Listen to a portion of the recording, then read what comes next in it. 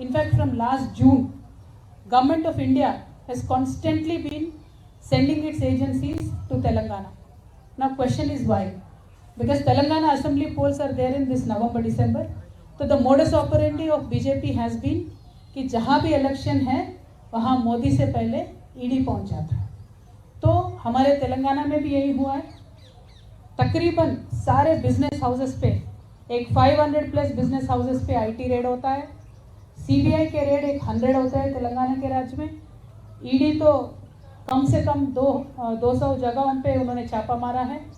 और NIA agency ने 500 to 600 minimum लोगों को बुला के उनको डरा के धमका के अलग अलग तरीके का काम वहाँ पे चल रहा है.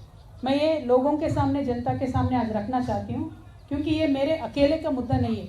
हमारे खुद के पार्टी में मिनिमम 15-16 लोगों को, एमएलएस को, एमपीस को, मिनिस्टर्स को टारगेट करके अलग अलग केसेस में बुलाने का काम कर रहे हैं. तो मेरा मोदी जी से, बीजेपी से एक ही विनती है कि आप जनता के पास जाइए.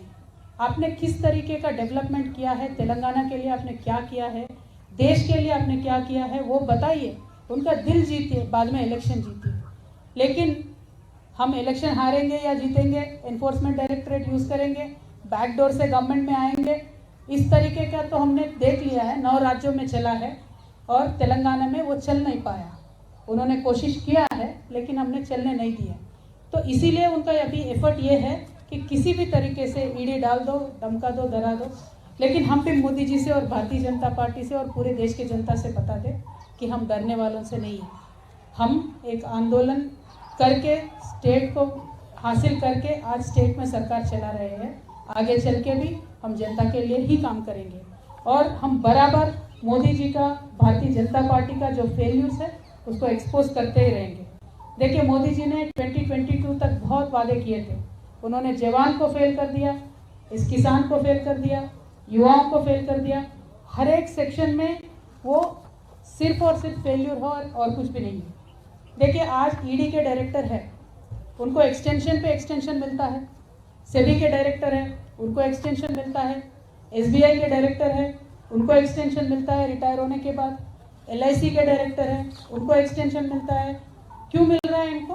क्योंकि जहां ये बोलेंगे वहां वो जनता की पैसा निवेश करेंगे और बाकी ये जो एजेंसीज है वो जहां बोलेंगे वहां जाके काम करेंगे. तो मैं सिंपल सवाल भारतीय जनता पार्टी से पूछती हूँ, अग्निवीर में आप जो लोगों को, युवाओं को ले रहे हैं, उनको एक्सटेंशन दीजिए पहले. क्यों नहीं मिलेगा उनको एक्सटेंशन? क्यों ले रहे हो आप उनको 4 साल को?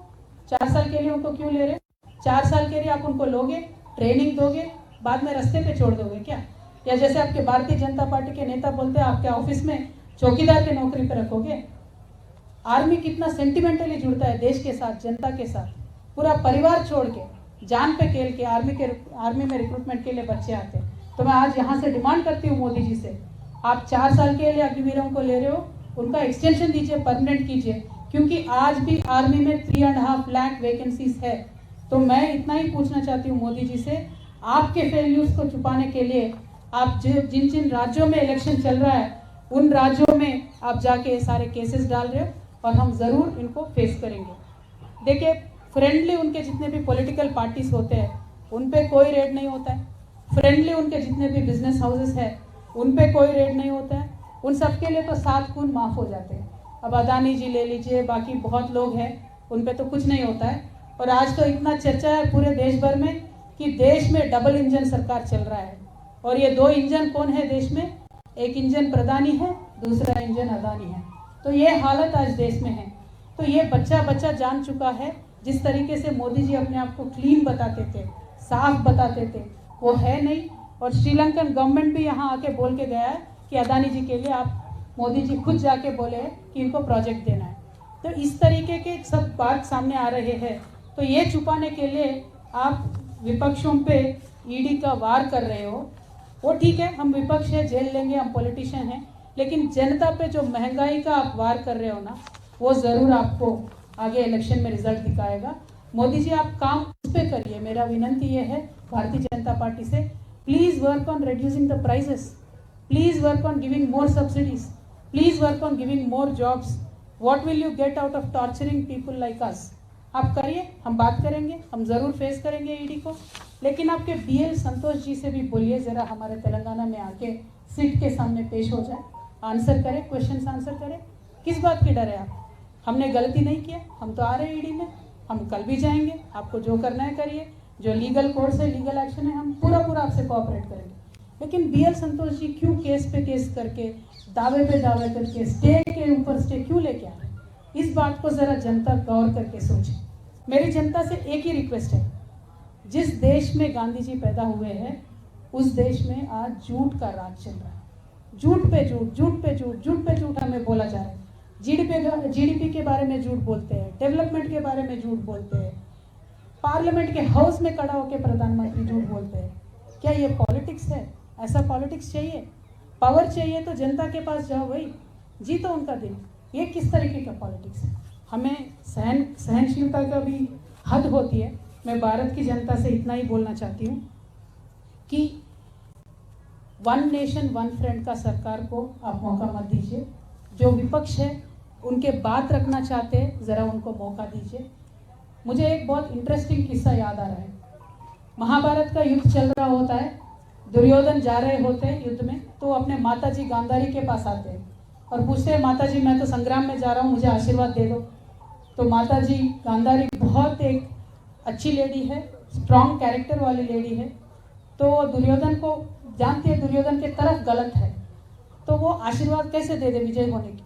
तो वो एक आशीर्वाद ऐसा देती है, गांधारी माता बोलती है, ये तो धर्मः ततो जयः, यानी धर्म जिस तरह है उसका जय हो। आज मैं भी वही बोलती हूँ, धर्म जिस तरफ है उसका ही विजय हो। देखिए, जेल में रखने से कृष्ण भगवान का पैदा होने से किसी ने रोक नहीं पाया। अज्ञातवास में रह के अर्जुन का तो शूरता कभी कम नहीं हुआ। वनवास में जाने के बाद भगवान श्री राम और भी स्ट्रांग हो गए, लोक कल्याण के लिए ही काम कर रहे थे। तो जब जब इस दुनिया में किसी को लगता है कि हम भगवान से पावरफुल है, हम इंसान नहीं हैं, हम सब कुछ कंट्रोल कर सकते हैं, सारे एजेंसीज को कंट्रोल कर सकते हैं, तब एक प्रिंसिपल ऑफ नेचुरल जस्टिस करके कुछ रहता है, प्राकृतिक न्याय, ज़रूर वो आगे आएगा। कल को बीजेपी के सरकार जिस तरह से तानाशाही कर रही है इस देश के साथ, पक्का वो न्याय आगे आएगा। तो मैं आज भी वही बोलती हूँ, हम ईडी में जाएंगे, वो आप जहाँ जहाँ बुलाएंगे वहाँ जाएंगे, क्योंकि हम मानते हैं कि हमारे साथ सत्य है, न्याय है। तो ये तो धर्मः ततो जयः, हमारे साथ भगवान है। Thank you so much. जय तेलंगाना, जय भारत।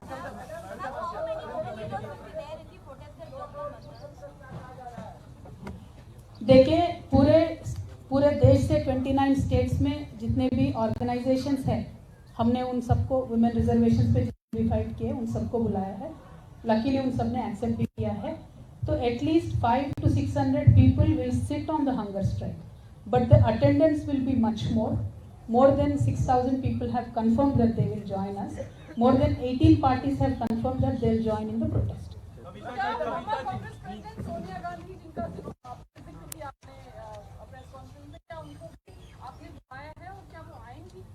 मैम, सोनिया जी बहुत बड़े लीडर है, मैं तो छोटी MLC हूँ, first time MP, second time MLC।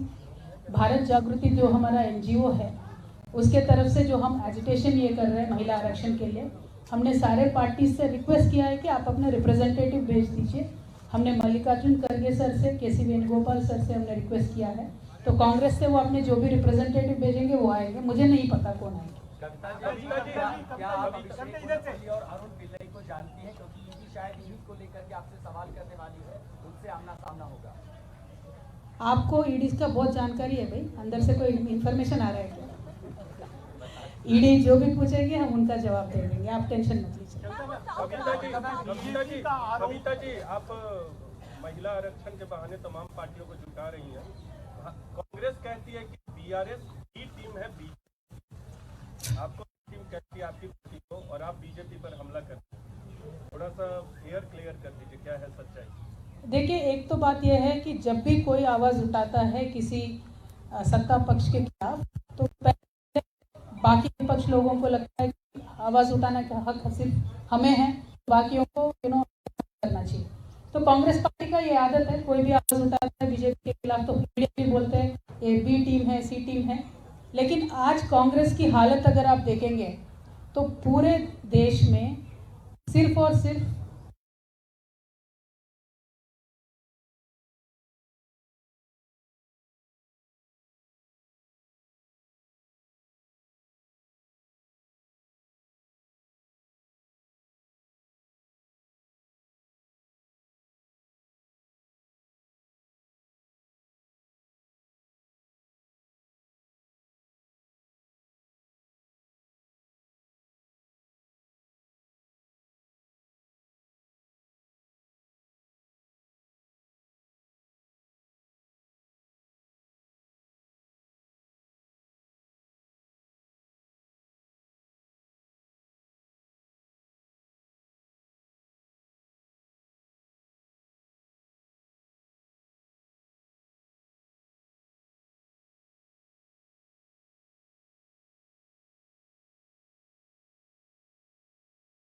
होगा, एक बहुत powerful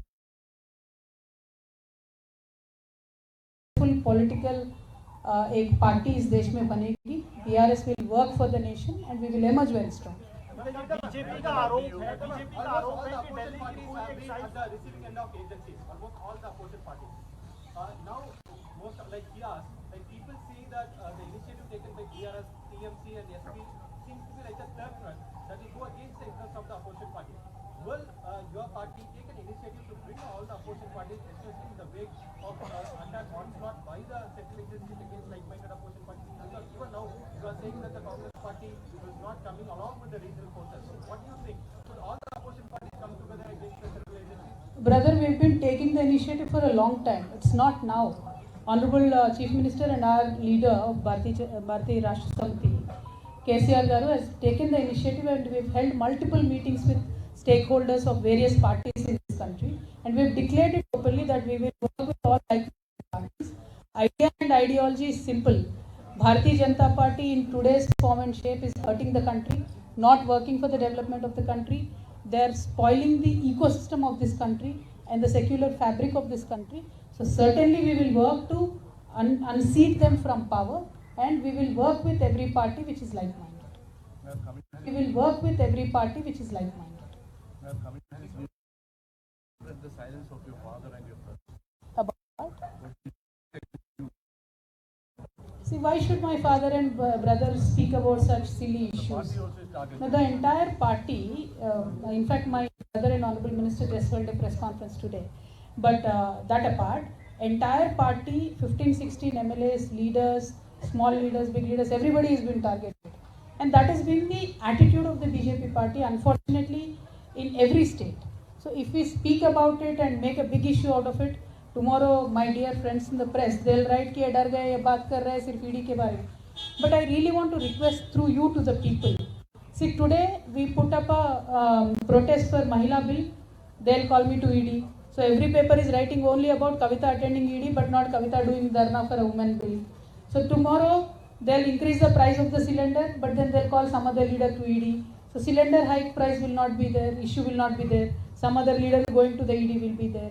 Some Adani issue comes, they'll call some other neta to ED. So the diversion tactics of Bharatiya Janata Party is what needs to be exposed today by all the political parties, and that is what today TRS is trying to do. See, I could have attended ED today and I could have cancelled the dharna tomorrow. Why am I not doing that? Because I want to prove a point that your diversion tactics will not work anymore. We will make sure that people will know about the issues, understand about the issues, and important issues of the country need to be highlighted. So we will work for that. That is our fight. The election about the South Cartel group. They are continuously alleging there's a South Cartel link, There are three people and you are major part of it. The bribery which was given and the entire legal case. See, all I am trying to tell you is this. Bharatiya Janata Party and its leaders will set up a narrative. Then they'll look for characters. Okay? So that has been the agenda, that has been the strategy from day one. Not only me, every politician, every political party or every business house which does not subscribe to their ideology, that is what they have done. They'll come up with their own narrative. They'll try to fix me up in one or the other roles.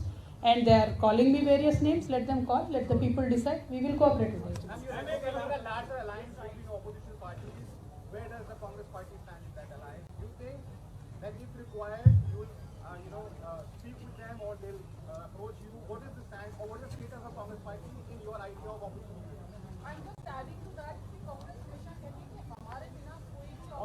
Possible नहीं है। हम ये politics